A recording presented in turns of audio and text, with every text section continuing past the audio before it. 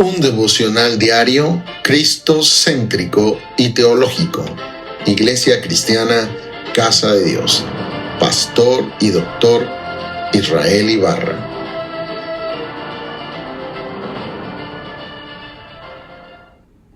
Devocional de hoy, 30 de marzo del 2026.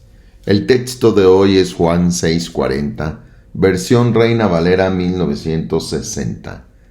Dice la palabra: y esta es la voluntad del que me ha enviado, que todo aquel que vea al Hijo y cree en Él, tenga vida eterna, y yo le resucitaré en el día postrero. Esta es la reflexión. Este versículo se encuentra en el discurso del pan de vida, donde Cristo revela profundas verdades sobre la salvación, la fe y la seguridad eterna.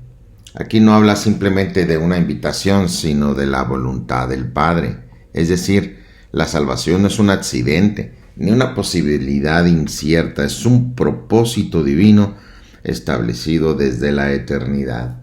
La voluntad del Padre es salvar al mundo. Para eso entregó a su propio Hijo Jesucristo, para que todo aquel que se arrepienta y crea en Él tenga vida eterna.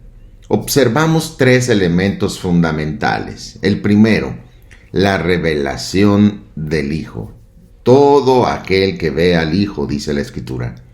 No se trata de una visión física, sino espiritual. Ver implica percibir con entendimiento espiritual quién es Cristo, el Hijo de Dios, el Salvador del mundo, el único mediador.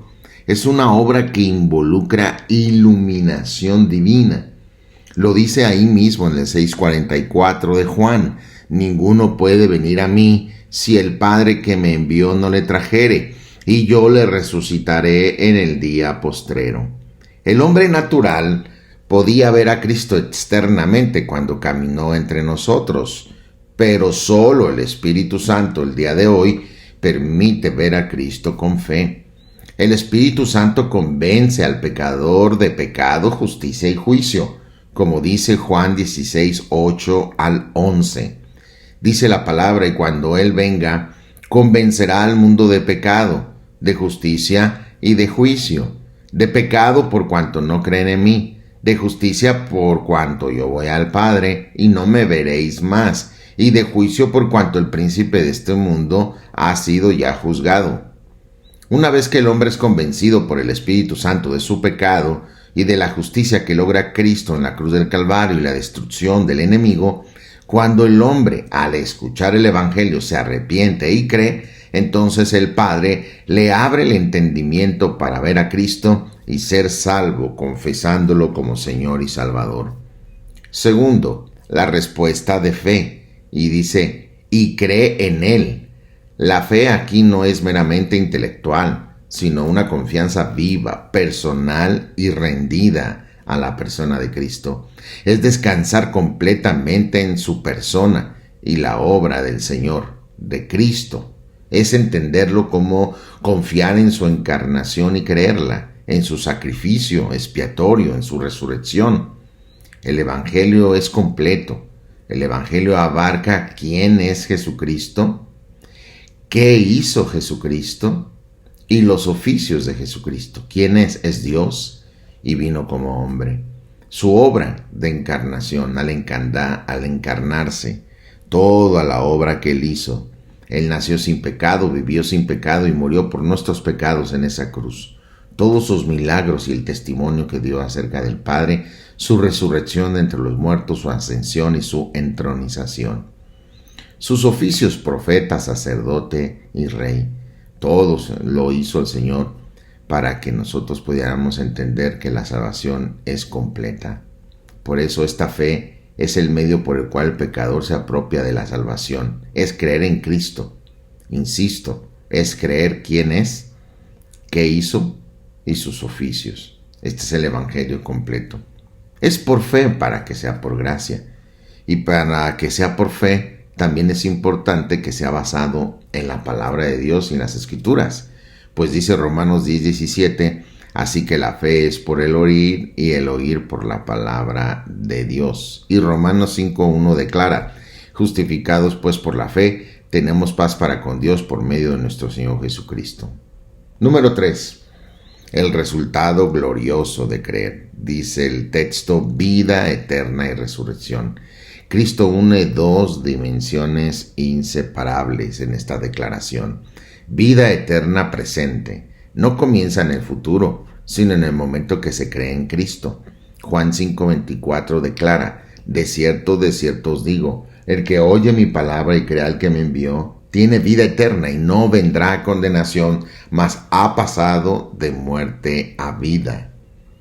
La segunda es la resurrección futura, una esperanza corporal, literal y gloriosa. Declara primera de Tesalonicenses 4:16, porque el Señor mismo, con voz de mando, con voz de arcángel y con trompeta de Dios, descenderá del cielo, y los muertos en Cristo resucitarán primero.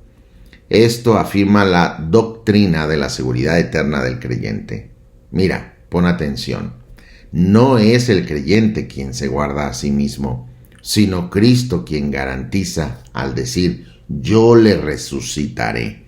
La salvación depende de la fidelidad de Cristo, no de la fragilidad humana. Sus promesas son fieles, y esta es su promesa, primera de Juan 2:25, y esta es la promesa que Él nos hizo: vida eterna. Veamos la aplicación a esto. Este texto confronta directamente nuestra comprensión del Evangelio. Podemos hacer preguntas como esta: ¿hemos visto realmente a Cristo o solo conocemos información acerca de Él? Otra pregunta: ¿nuestra fe es un asentimiento superficial o una confianza total en Cristo? Como había dicho hace un momento, una confianza de saber quién es Él, qué hizo y sus oficios. Una pregunta más: ¿vivimos con la certeza de la vida eterna o con temor constante? Regularmente, al preguntar a una persona a dónde irá al morir, si no es creyente, regularmente dice no saber. Pero cuando le preguntamos a un creyente a dónde irá al morir, un verdadero creyente en Cristo siempre responde: al cielo, porque sabe bien en quién ha creído y cuál es su promesa. En la vida diaria, este versículo nos llama a descansar en Cristo. En medio de dudas, pruebas o debilidades, el creyente no se aferra a su propia fuerza, sino a la promesa firme de Cristo. La vida eterna no depende de nuestro desempeño, sino de nuestra unión con Él. Además, esta verdad transforma nuestra perspectiva del futuro. La muerte ya no es el final, sino la antesala de la resurrección gloriosa. Aquí hay un pensamiento, este axioma: la vida cristiana comienza viendo a Cristo y continúa con una mirada constante de su gloria en la vida diaria. No apartes tu vista de Cristo. Mira al Señor fijamente sin distraerte. Esta es la exhortación. No trivialices esta declaración de Cristo. Aquí se define el destino eterno del alma. Si alguien aún no ha creído verdaderamente, este versículo es una invitación urgente. Mira a Cristo y cree en Él. No hay otro camino, no hay otra esperanza. Y si ya eres creyente, no vivas como si tu salvación fuera incierta. Cristo no dice quizá, sino yo le resucitaré. Vive con la seguridad, la gratitud y la santidad que produce una salvación tan grande.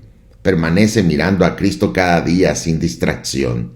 La vida cristiana no comienza con mirar a Cristo y luego apartar la vista de Él, sino que continúa en una contemplación constante de su gloria. Puestos los ojos en Jesús, dice Hebreos 12:2, el autor y consumador de nuestra fe, el cual por el gozo puesto delante de Él sufrió la cruz, menospreciando el oprobio, y se sentó a la diestra del trono de Dios. Este texto dice: puesto los ojos en Jesús. En el idioma original del griego lleva una connotación que significa mirar fijamente sin distraerse.